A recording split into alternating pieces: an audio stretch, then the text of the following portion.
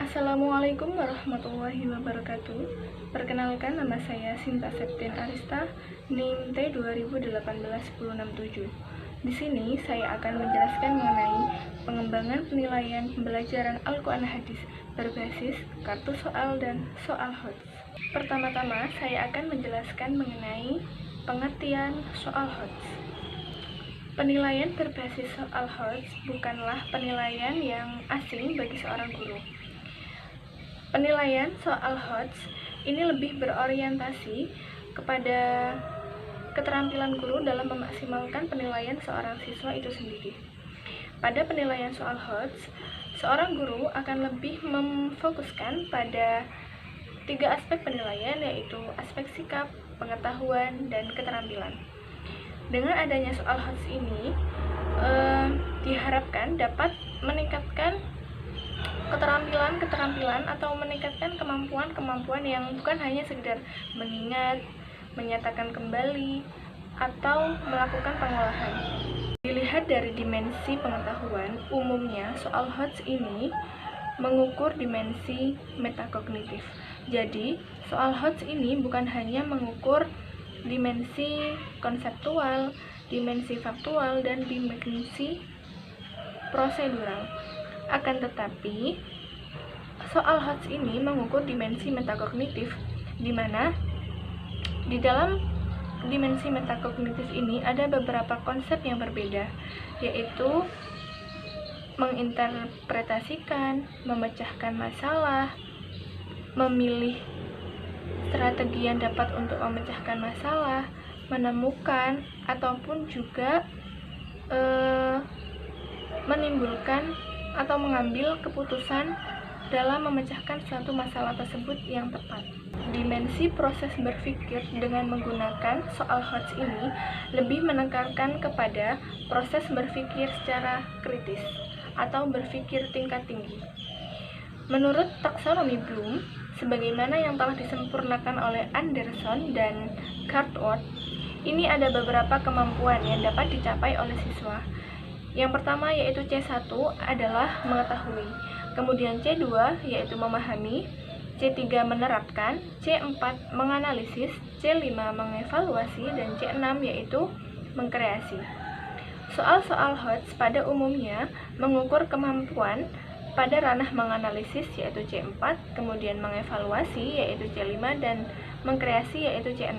Jadi, seorang pendidik dalam menggunakan soal HOTS ini merumuskannya dengan menggunakan kata kerja operasional yang telah saya sebutkan tadi. Adapun pengertian soal HOTS menurut Brockhatt ini dibagi menjadi 3 definisi. Yang pertama, HOTS adalah proses transfer. Jadi, yang dimaksudkan di sini adalah kemampuan peserta didik dalam menerapkan apa yang telah dipelajari ke dalam situasi baru, tanpa arahan atau petunjuk dari pendidik ataupun orang lain.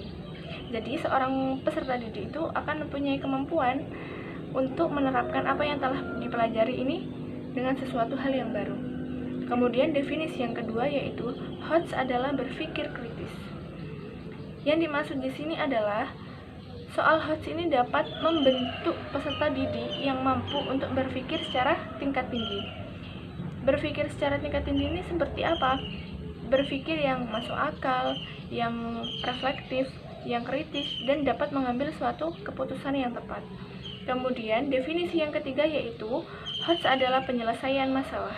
Jadi, yang dimaksud di sini adalah soal HOTS dapat menjadikan peserta didik mampu menyelesaikan suatu permasalahan yang nyata dalam kehidupan sehari-harinya atau kehidupan di lingkungan sekitarnya, yang umumnya itu bersifat unik, sehingga prosedur penyelesaiannya itu juga dapat dengan dilakukan secara rutin atau secara keseharian. Kesimpulan yang dapat ditarik dari penjelasan mengenai soal HOTS di sini, soal HOTS adalah suatu bentuk soal yang diberikan kepada peserta didik, dan untuk menjawab persoalan tersebut, ini menggunakan kemampuan berpikir tingkat tinggi.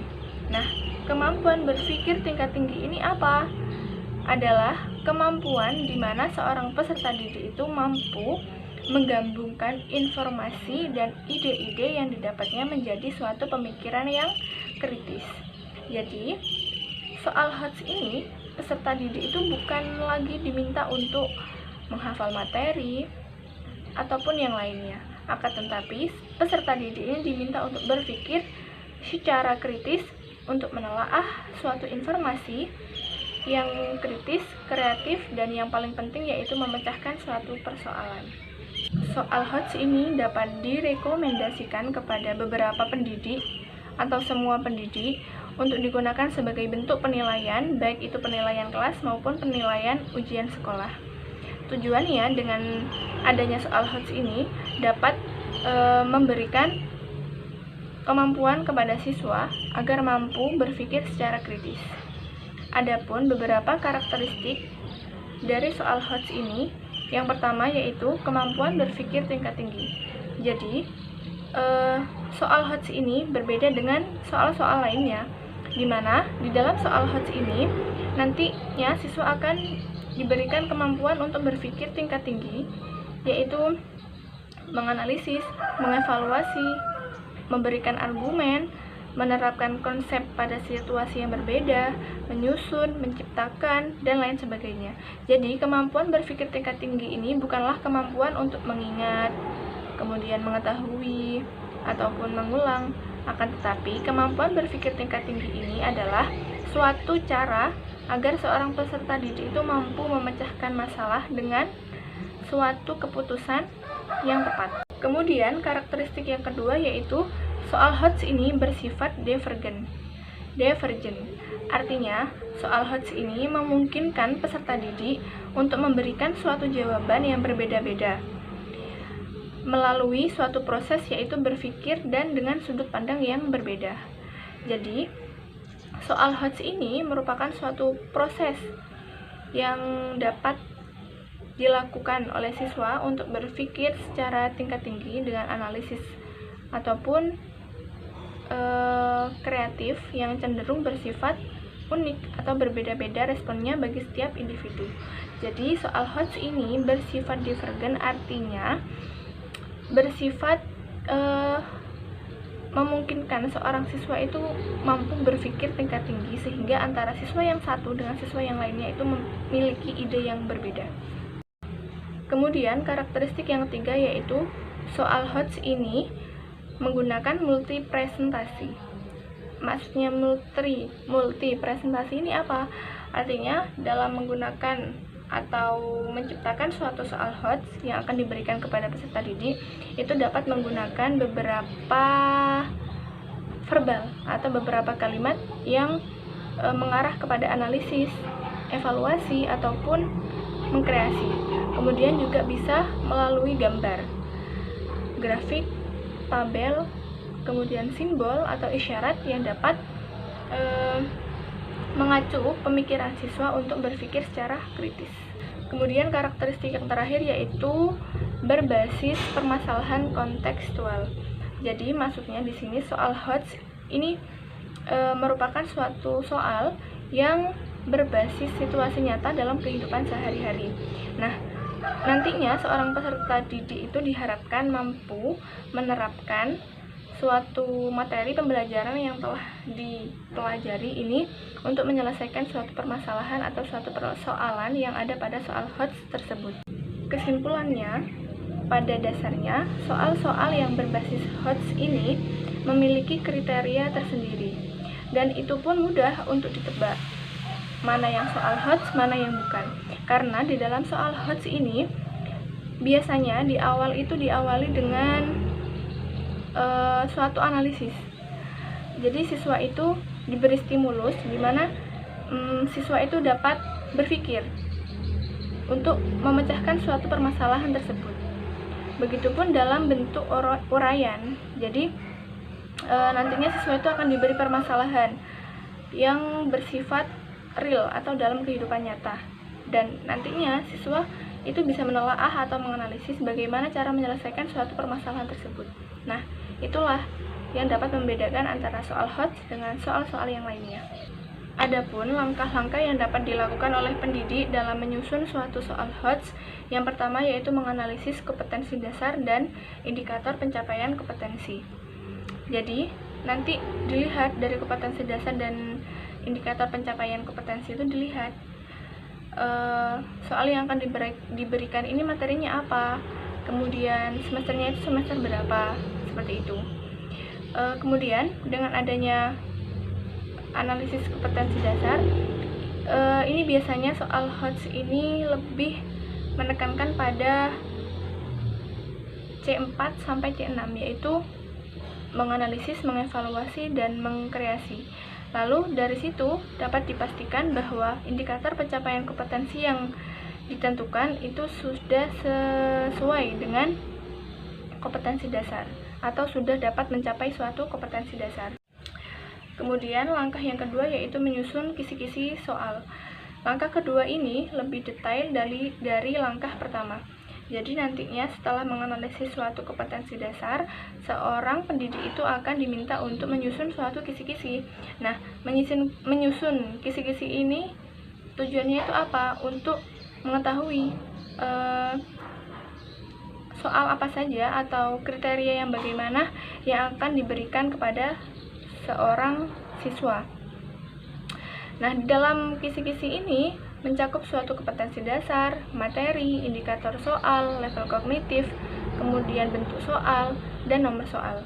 Kemudian yang langkah ketiga yaitu menentukan stimulus yang kontekstual. Jadi, langkah ketiga ini dari setiap awal butir soal itu diberikan stimulus atau diberikan suatu acuan yang dapat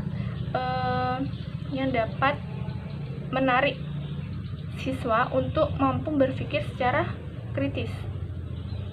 Dan bentuk dari butir soal itu sendiri itu lebih menarik dan kontekstual. Kemudian langkah yang keempat yaitu menulis butir soal. Jadi dalam menulis butir soal ini, setelah diberikan suatu stimulus atau narasi awalan yang disesuaikan dengan kompetensi dasar yang ingin dinilai. Kemudian baru ditulis butir soal. Soal apa yang akan ditanyakan? Yang pastinya itu berkaitan dengan stimulus tadi. Kemudian yang kelima yaitu membuat atau menyusun kunci jawaban. Jadi setelah seorang pendidik itu menyusun kisi-kisinya apa, menyusun butir soalnya itu, stimulusnya itu apa, kemudian menyusun butir soalnya itu bagaimana, kemudian pendidik ini akan menyusun kunci jawaban, suatu jawaban yang dapat menjawab suatu persoalan di soal HOTS tersebut. Kesimpulannya, karena soal HOTS ini berbeda dengan soal-soal yang lainnya, jadi seorang guru itu harus mengetahui bagaimana langkah-langkah dalam menyusun suatu soal HOTS yang seperti saya sebutkan tadi, seperti menganalisis kompetensi dasar, kemudian menyusun kisi-kisi soal, memberikan stimulus, menuliskan butir-butir soal, dan yang terakhir yaitu memberikan atau menyusun suatu kunci jawaban. Penjelasan yang kedua yaitu saya akan menjelaskan mengenai kartu soal. Nah, menurut Kamus Besar Bahasa Indonesia, kartu diartikan sebagai teks yang berisi tentang hal-hal yang akan disampaikan, akan tetapi dalam penulisannya itu lebih singkat, namun terlihat jelas dan tepat sasaran. Kemudian pengertian soal menurut Kamus Besar Bahasa Indonesia itu diartikan sebagai suatu hal yang menuntut adanya sebuah jawaban yang isinya itu menekankan pada hal-hal yang harus dipecahkan atau masalah yang harus diketahui solusinya.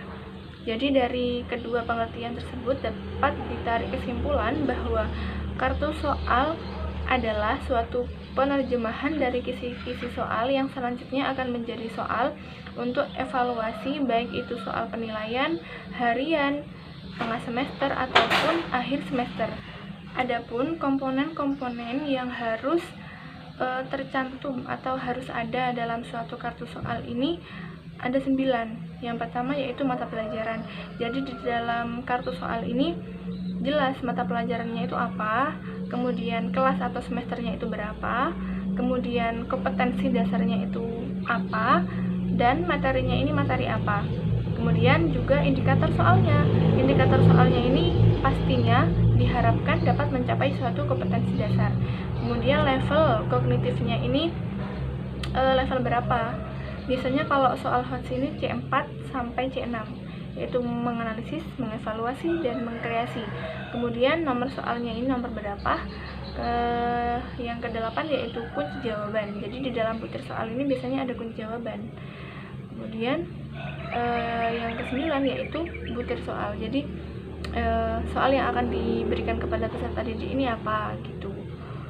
Kesimpulannya, kartu soal ini dibuat sebelum pembuatan suatu butir soal. Jadi, mengapa harus ada kartu soal? Tujuannya itu agar soal-soal yang akan diberikan kepada peserta didik ini lebih jelas dan terarah. Di dalam kartu soal ini ada banyak elemen-elemen yang tertulis seperti yang telah saya sebutkan tadi. Jadi, ada beberapa kategori bentuk soal seperti pilihan ganda, esai, ataupun uraian. Yang paling penting, karena pembahasannya ini mengenai soal HOTS, maka di dalam pembuatan soal ini pasti ada level kognitif yang ada pada kartu soal.